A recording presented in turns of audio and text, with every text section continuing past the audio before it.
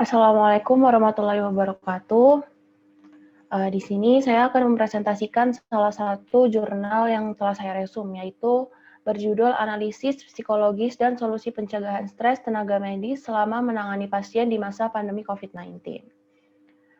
Sebelumnya, saya akan memperkenalkan diri saya terlebih dahulu. Saya Nisa Frani Amalia, selaku salah satu mahasiswa Teknik Industri Universitas Brawijaya yang sedang mengambil mata kuliah metode penelitian dengan dosen pengampu yaitu Profesor Komariatus Solihah yang selaku dosen dari mata kuliah metode penelitian. Langsung saja yang pertama dari pendahuluan. Pada tahun 2020, Indonesia mengalami sebuah pandemi yang dikenal dengan virus corona atau COVID-19. Virus ini sudah menyebar di 185 negara sejak tahun 2019. Terdapat beberapa hal yang dapat dilakukan oleh masyarakat pada umumnya untuk mengurangi penyebaran virus ini dengan melakukan pembatasan perjalanan, karantina mandiri, pembatasan jam malam, pengendalian di tempat kerja, hingga penutupan fasilitas umum. Nah, dikarenakan beberapa hal yang telah saya sebutkan sebelumnya, selain memberikan dampak fisik, COVID-19 juga dapat memberikan efek serius pada kesehatan mental seseorang, bahkan menyebabkan krisis psikologis. Lalu selanjutnya adalah tinjauan pustaka. Di sini yang pertama adalah dari COVID-19 itu sendiri. Pada Desember 2019, kasus pneumonia misterius pertama kali dilaporkan di Wuhan, Provinsi Hubei di Cina.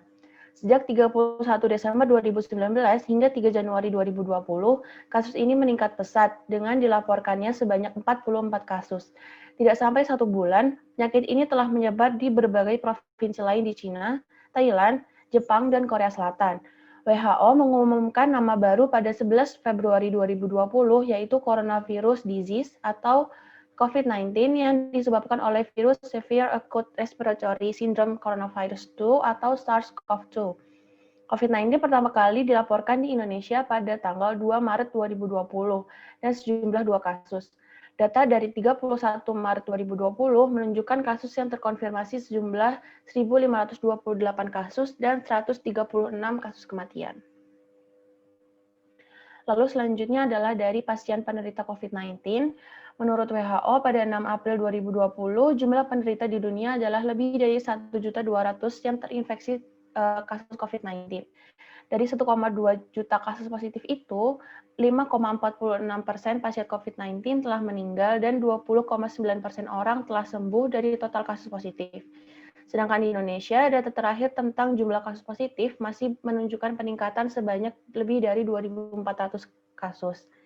Tingkat kematian pasien COVID-19 juga terus meningkat, yaitu sebesar 8,39% dan 7,7% sembuh dari jumlah penderita positif.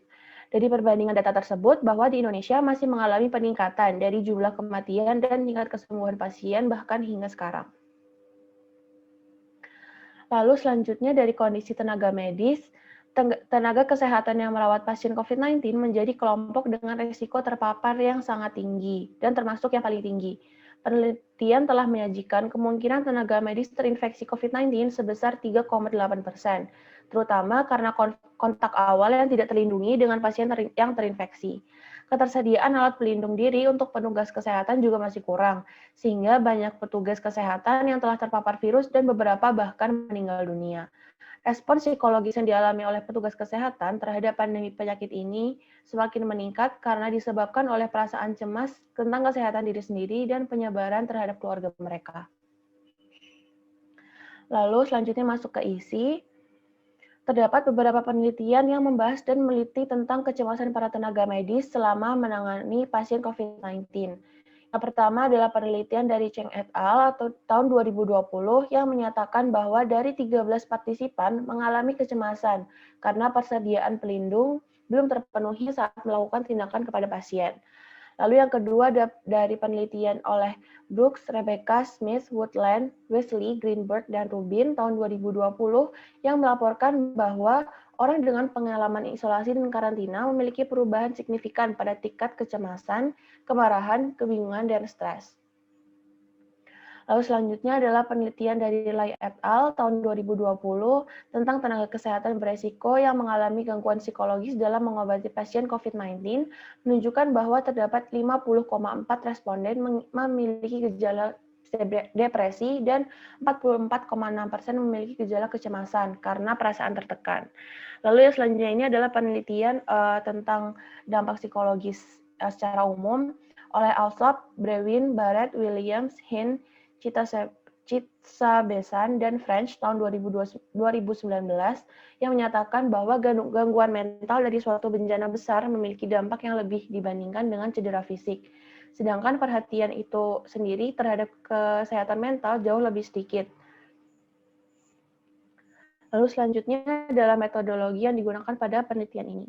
Metodologi yang dilakukan adalah metode studi pustaka yang menggunakan data sekunder.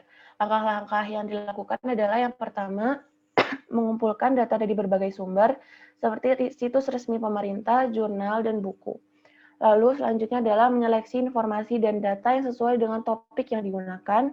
Dan yang terakhir adalah mengumpulkan informasi yang telah diseleksi dan menganalisis untuk diambil kesimpulan selanjutnya. Lalu selanjutnya adalah hasil.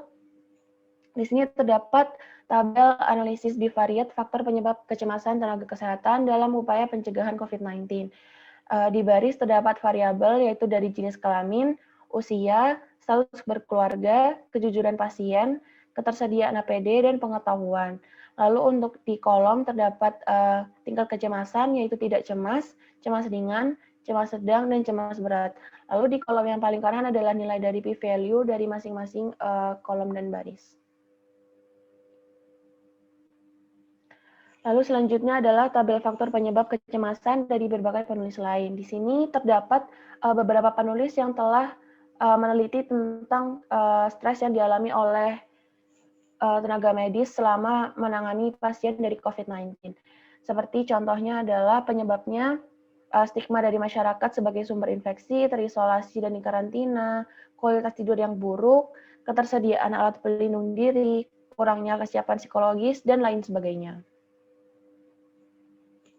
Lalu selanjutnya adalah tinjauan. Di sini terdapat beberapa langkah yang harus dipertimbangkan. Berdasarkan tinjauan literatur, saya menyarankan beberapa langkah yang dapat menjadi alternatif. Seperti yang pertama adalah pemerintah mempersiapkan APD yang memadai dan mencukupi untuk para tenaga medis yang berada di barisan terdepan dalam menangani pasien COVID-19. Yang kedua adalah mengendalikan stres. Tekanan yang dihadapi seseorang tidak hanya menimbulkan stres yang negatif atau distres, akan tetapi bisa juga mengalami stres yang positif atau eustress. Butuh pengendalian jiwa yang matang atau dewasa agar kondisi yang ada menjadi hal yang positif. Lalu yang ketiga adalah dukungan dari keluarga, sosial, dan institusi seperti contohnya dari finansial, platform digital, logistik, dan dukungan layanan psikologis. Lalu yang keempat adalah memberikan edukasi terhadap tenaga medis dalam menangani stres atau istilahnya adalah stress coping. Dalam hal yang perlu ditekankan dalam mengatasi stres adalah bahwa kita tidak memiliki kendali terkait dengan penyebab stres. Namun dari kita sendiri dapat mengontrol bagaimana cara kita bereaksi terhadap stres tersebut. Lalu yang terakhir adalah membentuk battle buddies. Nah, tujuan dari pembentukan battle buddies ini adalah untuk menciptakan secara cepat dan merata pasangan berdasarkan perspektif profesional serupa, pengalaman hidup, dan paparan stres. Sekian presentasi dari saya. Mohon maaf apabila ada kesalahan. Wassalamualaikum warahmatullahi wabarakatuh.